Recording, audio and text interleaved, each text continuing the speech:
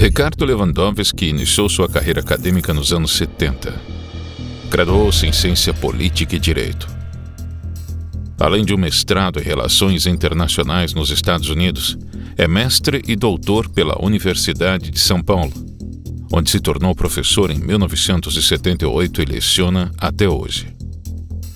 Foi advogado e exerceu diversos cargos públicos, como consultor jurídico e secretário, até ingressar na magistratura em 1990 como juiz criminal.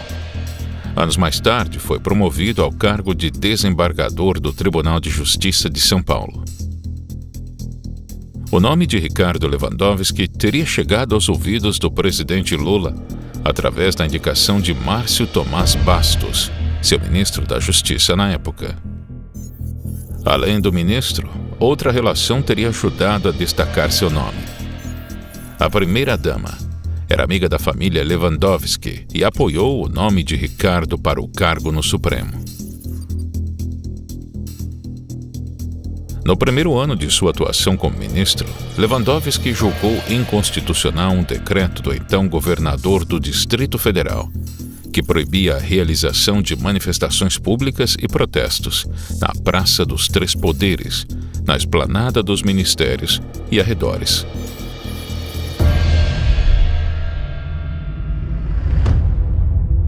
Ricardo Lewandowski foi o revisor do processo do Mensalão. Em seu julgamento, entendeu que não houve formação de quadrilha praticada pelos réus na elaboração do esquema de desvio de dinheiro e de compra e venda de votos de parlamentares. O ministro também não reconheceu que houve a prática de compra de votos pelo PT para aprovação de medidas legislativas e entendeu que o dinheiro desviado iria exclusivamente para o financiamento de campanhas eleitorais do partido.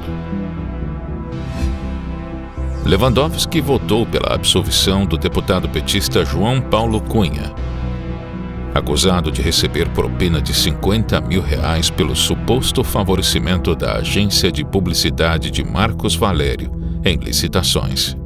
Após o julgamento, o advogado do deputado disse que saiu do julgamento de alma lavada.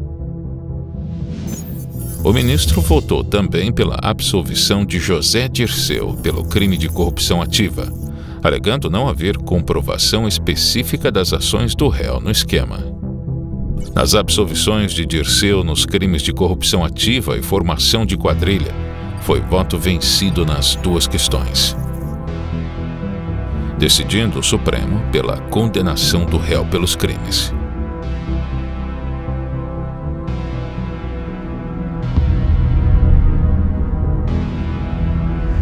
Após a votação na Câmara dos Deputados que autorizou a abertura do processo de impeachment, o próximo passo para definir o futuro da presidente era o julgamento pelo Senado. Segundo o rito da Constituição, o então presidente do STF, Ricardo Lewandowski, presidiu o julgamento no Senado. No Senado, o presidente do Supremo Tribunal Federal, Ricardo Lewandowski, assinou 3 documentos, 2 para informar Dilma Rousseff da suspensão de suas atividades como presidente e da abertura de 20 dias de prazo para que ela se defenda na próxima fase, e o outro para Lewandowski tomar posse na condução do processo de impeachment. O Senado iniciou e começou a ouvir as testemunhas que participam do julgamento que vai definir o futuro político de Dilma Rousseff. Na abertura da sessão, o presidente do Supremo Tribunal Federal, Ricardo Lewandowski, pediu aos senadores que deixem de lado as opções ideológicas e preferências políticas. A sessão do julgamento final do processo de impeachment de Dilma Rousseff começou com atraso de meia hora, às 9h32. Na abertura, o presidente do STF, Ricardo Lewandowski, lembrou que, mais uma vez, o Senado se reúne para decidir sobre o futuro de uma presidente eleita pelo voto popular, que os parlamentares atuariam como juízes, e fez um apelo de imparcialidade para condená-la ou absolvê-la.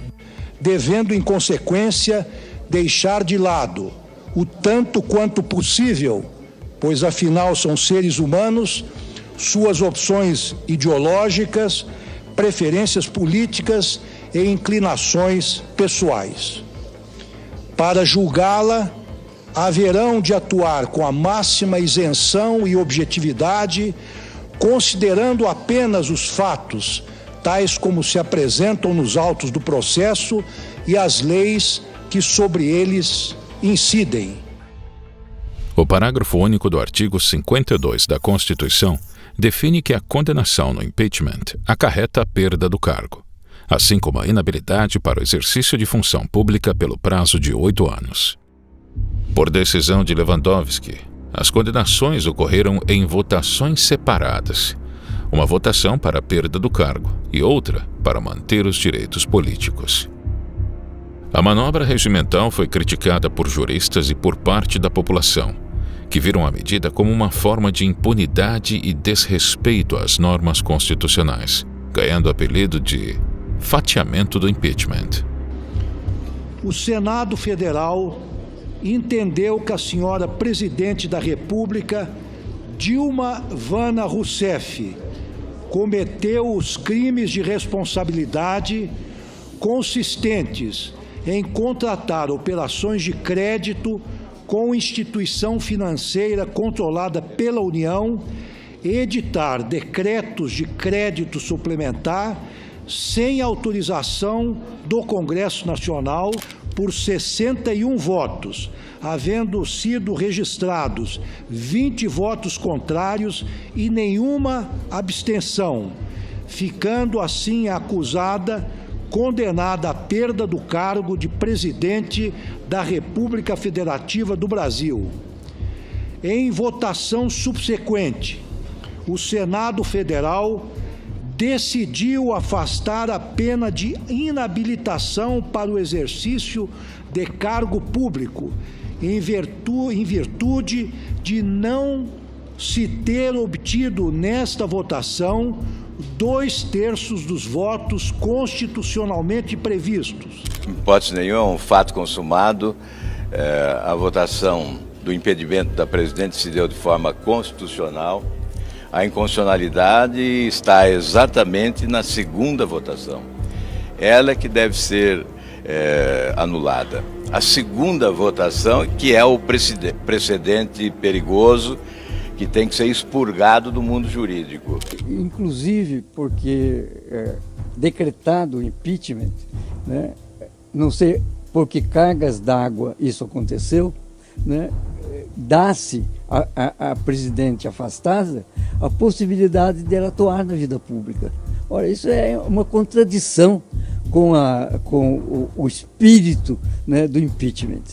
Agora, eu insisto, eu acho impressionante que um presidente de um Supremo Tribunal Federal, presidindo um julgamento desta importância, se deu desfrute a que se deu o Lewandowski. O Supremo inventou o que a imprensa anda chamando de fatiamento do escândalo do Petrolão. Fatiamento coisa nenhuma. O nome certo é trapaça. O ministro do STF, Ricardo Lewandowski, disse em entrevista ao jornal El País que a Operação Lava Jato foi extremamente seletiva e que o combate à corrupção no Brasil sempre foi um mote para permitir retrocesso. Eu já vou fazer uma pausa desde já, porque a indignação é tanta que a gente não consegue nem esperar ler toda a informação. É que não é surpresa para ninguém, Augusto, quando o Ricardo Lewandowski, que foi posto no STF pelo Lula, dá uma declaração exatamente afinada com a narrativa petista, que foi a narrativa do PT desde o começo da Lava Jato, que a Lava Jato era seletiva, que estava mirando o PT, aí começa, né? Em 2018, o ministro foi o epicentro de uma polêmica a bordo de um voo comercial. Antes da decolagem, um passageiro se dirigiu ao ministro dizendo que o STF era uma vergonha e que sentia vergonha de ser brasileiro por causa dos ministros do Supremo. Em resposta imediata, o ministro questionou o passageiro: "Você quer ser preso?" E logo em seguida mandou chamar a Polícia Federal. Ao aterrissar, o passageiro foi preso pela polícia e liberado depois de prestar depoimento. O advogado foi detido para prestar esclarecimentos à Polícia Federal depois de dizer ao ministro Ricardo Lewandowski, durante um voo de São Paulo a Brasília, que o Supremo Tribunal Federal é uma vergonha. Ministro Lewandowski, o Supremo é uma vergonha, viu? Eu tenho vergonha de ser brasileiro quando eu vejo vocês. Você quer ser preso? Eu não posso me expressar? Chama a Polícia Federal, então. Chama a Polícia Federal, então. Chama a Polícia Federal. Chama a Polícia Federal. Chama. Porque eu falei que o Supremo é vergonha. Um agente da PF chegou a ir até a aeronave, mas o voo seguiu normalmente. Mas ao pousar em Brasília, o passageiro de 39 anos foi levado à Superintendência da Polícia Federal. Antes de desembarcar, ele gravou outro vídeo. Eu disse que tinha vergonha do Supremo Tribunal Federal. E este ministro me ameaçou de prisão, tão somente porque eu exerci a minha liberdade constitucional. Faz sentido até o ministro se sentir ofendido, porque a verdade ofende, né? Não é fácil a gente ser criticado, especialmente quando lastreado na realidade, né? Tem algumas questões éticas, na verdade, que minam mesmo a credibilidade do Supremo. Vamos lá, alguns exemplos. Ministro sugerindo legalização de cocaína, ministro rabiscando a Constituição e inventando que aborto até 12 semanas de gestação é autorizado, isso contra o texto legal, ministro que foi nomeado não pelo seu notável saber, pelas suas obras, pelo seu título, mas porque era advogado de um partido corrupto. Tem ministro julgando o caso de cliente de escritório de advocacia onde a própria esposa trabalha. Tem ministro com um filho prodígio de 30 e tantos anos que já virou desembargador, olha só. Então, pior ainda, o senhor dizer que a injúria foi dirigida ao Supremo Tribunal Federal. Você não tem injúria em relação a uma instituição. A injúria ela é pessoal. Isso está no Manual de Direito, na primeira aula. Após o incidente no avião, circulou na internet uma imagem acusando Ricardo Lewandowski de ser um dos envolvidos no sequestro do embaixador americano Charles Elbrecht, em 1969, durante a ditadura militar. Na foto original, estão os membros do grupo terrorista MR8, que sequestraram o embaixador americano em parceria com outro grupo guerrilheiro, a Aliança Libertadora Nacional. Na foto, encontramos um jovem José Dirceu, antes da cirurgia de modificação facial. O grupo de presos havia sido solto em troca da libertação do embaixador, que estava sob o poder de outros membros do grupo. Agências de fact-checking postaram em seus sites que era falsa a informação de que Ricardo Lewandowski estava na foto e que a pessoa em questão é o antropólogo Ricardo Vilas Boas de Sarrego, que se identificou como o homem destacado na foto. Em nota, o STF disse que Lewandowski nunca participou do movimento guerrilheiro, assim como nunca foi filiado a nenhum partido político. O ministro nunca falou publicamente sobre a polêmica.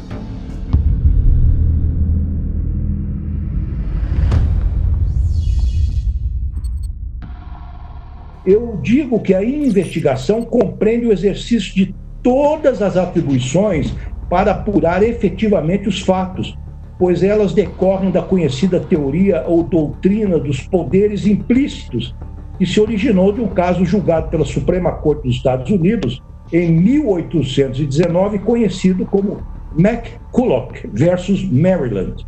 Naquele julgamento da Suprema Corte americana, decidiu-se que quando se confere a um determinado órgão estatal certas competências e atribuições, ele está implicitamente autorizado